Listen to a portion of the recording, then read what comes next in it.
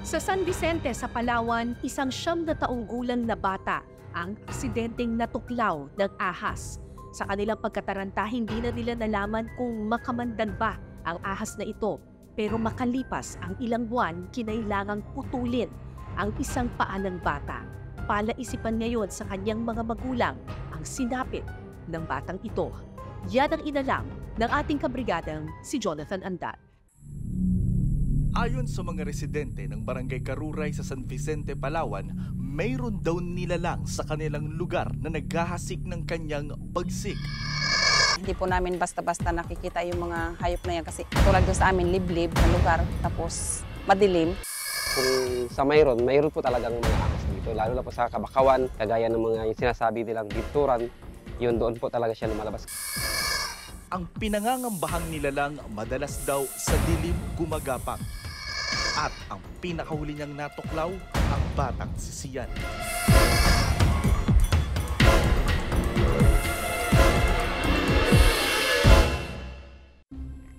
Hunyo 13 noong nakaraang taon, sinamahan ni Sian ang kanyang ama sa bukid para maglipat ng kalabaw.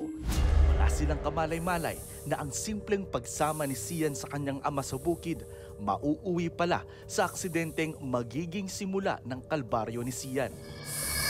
Natuklaw kasi siya ng isang hindi matukoy na klase ng ahas. Ako po natuklaw ng ahas. Basta ko. Dahil sa aksidente, nagtamo si Sian ng sugat sa kanyang kaliwang talampakan. Baka matuklaw na naman ako ng ahas. Malapit sa isa't isa ang mag-ama, kung kaya't matindi rin ang kanyang pag-aalala para sa anak noong panahong yon. Hindi ko rin nakita kung anong kumagat. Sabi rin ng mga gamot, ahas daw.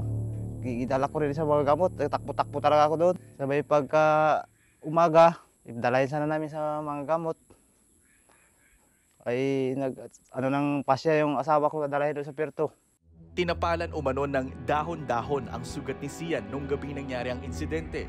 Kinabukasan nun ay hirap nang maglakad si Sian, namamaga ang binti, naninilaw na ang balat at namumutla ang mga labi at muka. Napagpasyahan ng mag-asawa na dali ng kanilang anak sa health center sa kanilang barangay. Pinayuhan naman silang tumungo sa Puerto Princesa para mas malapatan ang angkop na lunas. Inirekomenda na raw noon na ma-confine si Sian sa ospital sa Puerto Princesa. Pero dahil sa kakulangan ng pera, napagpasyahan nilang iuwi ang bata sa San Vicente.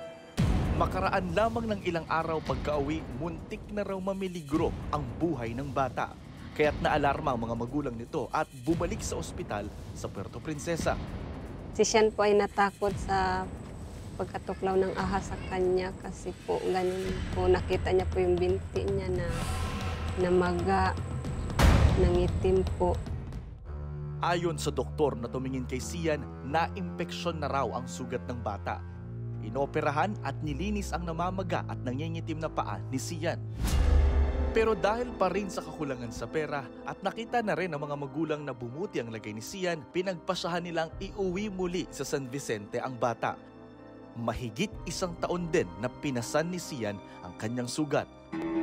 Dahil sa palala ng palala ang sugat ni Sian, nabulok na ang ibang laman sa kanyang paa at sa tulong na rin ng isang concerned citizen, nadala muli si Sian sa ospital. Inoobserbahan muli si Sian at ayon sa doktor, hindi na malulunasan ang kanyang problema kung hindi puputulin ang kanyang paa. Yung una nasabi ay putulan siya ng paa. Ayaw ko pong pumayag pa sana kasi nga po baka nagbabaka sakali akong baka gumaling pa. Marami po nagsabi sa akin na dapat daw po ipaputol ko na lang kasi nga po baka daw ma-infection. Yun po, nag-decide na lang po ako na ipaputol yung paa niya. Pero ano nga ba talaga ang naging sanhi kung bakit humantong sa pagkaputol ng paa ni Sian? Isinangguni namin itong kaso ni Sian sa isang general physician. Maaari din kasi na-infect yung wound niya before. No? So for example, nakagat siya, napabayaan. walang nabigyan ng tamang antibiotics, hindi nabigyan ng tamang management. Kaya nagkaroon talaga ito ng mga dead cells. At syempre, maaaring nag-knock-knock din ito. Manipis na kasi yung titignan natin kasi manipis na talaga din yung paa niya. Kaya nagkakaroon na din siguro ng pagbulok na dun sa peripheral side ng kanyang paa. Doc, particularly dito sa kaso ni Sian, posible bang naagapan yun? Posible bang hindi umabot sa amputation o pagkaputol ng binti niya? Not necessarily naabot ka talaga sa amputation. Kasi once kasi na nakagat ka, pwede ka talagang magbigay din ng tamang antibiotics, tamang antivenom, kung poisonous yung isang snake, no? Pero hindi talaga aabot talaga sa amputation. Dagdag pa ni Dr. Belandres, kapag hindi raw maputol ang paa ni Sian, pwede pa rin itong mabulok. Kung titingnan naman natin dito, ito kasi yung daanan ng natin, yung mga veins natin, blood vessels natin. Umabot kasi siya hanggang dito. So, ibig sabihin, pag na-impede na yung circulation dito, madedead ito. So, hindi na talaga maganda yung circulation dyan. Kaya mabubulok talaga siya. At nito lamang nakalipas na Nobyembre 20, matagumpay na naisagawa ang operasyon ni Sian. Malungkot po ako bilang isang magulang sa nangyari po sa kanya. Kasi po hindi po siya makapaglakad, hindi po siya makapag-aral. Gustong-gusto niya po niya mag-aral pero wala po kaming magawa kasi ganyan nga po ang kanyang sitwasyon. Pangarap ko po sa kanya na sana mabigyan po siya ng kahit artificial lang po na paa para gaya po ng dati na makapag-aral na po siya, makapasok na po sa school. Pag ako po ay magkaroon ng artificial legs, kapag aral, kapag laro. Nawalan man ng paa si Sian, ipinagpapasalamat pa rin nilang nailigtas ang buhay ng bata. Isinangguni rin ng aming team sa isang herpetologist o isang eksperto sa mga ahas at iba pang reptiles ang nangyari sa bata. Sa kaso na ito, malaki yung tsansa na ang nakakagat dun sa bata ay malamang na pit viper, no? Isang uri siya ng pit viper. Makamandag ito ng mga species ng ahas. Normally, yung ganon klaseng resulta na ipinakita ninyo, yung nangyari dun sa paa ng bata ay usually ay ganyan yung epekto kasi ng kamandag ng mga pit vipers, no? Ito yung mga tinatawag na mga hemotoxic. Although in general kasi ang mga ahas kasi pag ito ay nakakakagat ng tao, depende ang epekto sa tao, no? Kahit hindi siya makamandag, meron kasing mga tao na ang reaction sa bites, whether snake yan or insekto, ay pwedeng magkaroon sila ng allergic reaction, di ba? Depende yan sa tao. Isa sa mga unang palatandaan na masasabi nating pit viper ang isang ahas ay sa pamamagitan ng kanyang ulo. Ito ay hugis puso o hugis tatsulok. Maikli rin ang buntot ng pit viper kumpara sa ibang ahas at karaniwan daw kulay berde ang mga ito. Ang mga pit viper ay isang uri ng venomous snake, usually mga endemic species na yan na tinatawag, no? Dito lang talaga sa Pilipinas makikita. Like sa Palawan, merong species doon na doon lamang siya makikita. Iba rin ito sa nakikita sa Luzon or nakikita sa Central Philippines or sa Southern Philippines. Na. Pero ang iisang katangian nila ay lahat sila ay makamandag. Sa kaso ni Sian, malaki raw ang posibilidad na pit viper talaga ang nakabiktima sa kanya. Nanatili kasi ang epekto ng kamandag sa kanya lamang paa. Ang hemotoxic, ang inaatake talaga ay yung mga dugo, no? Red blood cells. No? At very localized yung kanyang epekto. Kung saan nakagat yung isang biktima, dun lamang sa lugar na yon unti-unting masisira yung laman, no? Yung mga tissues. Masama ang epekto nito kasi maaaring mag-lead nga sa tinatawag na necrosis or mamamatay yung laman kung hindi ka agad mabigyan ng lunas. Yung kamandag ng mga pit vipers, kakaiba ito sa cobra kasi ang cobra very deadly. Malaki yung chance talaga pag biktima ay nakagat ng isang species ng cobra, malaki yung chance na ikamamatay niya ito, no?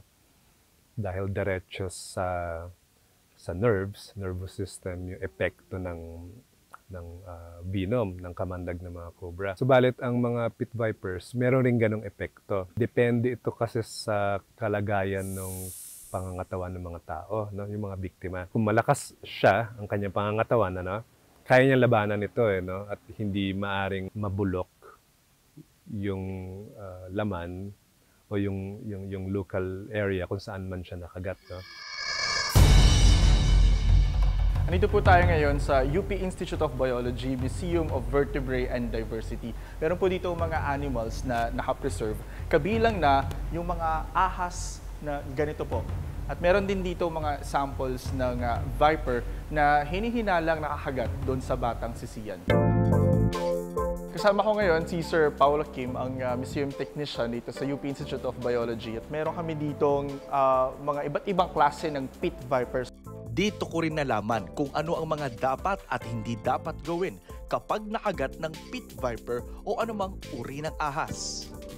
Pinaka-advisable po when it comes to doing the first aid for snake bites specifically, is to use a compression bandage po. Pag nakagay kayo sa kamay, you use a bandage to apply a certain pressure, pero not enough to cut the blood flow, around the arm po. So, slowing down yung flow of blood, basically.